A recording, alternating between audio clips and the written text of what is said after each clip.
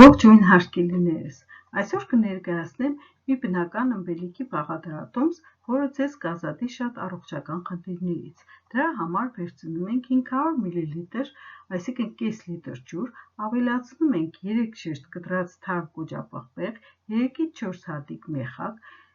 1 թեյի գդալ աղացած դարչին, 4 դափնու տերև եռացնում ենք 10-ից 15 րոպե, հետո քամում ենք և խմում առավոտյան սոված վիճակում 1 բաժակ։ Մնացածը դնում ենք սառնարան և հաջորդ օրը խմելուց առաջ տաքացնում ենք։ Այս թեյը շատ է օգնում, քանի որ նրա մեջ համատեղված է կոճապղպեղի, մեխակի, դափնու տերևի, դարչինի բուժիչ հատկությունները։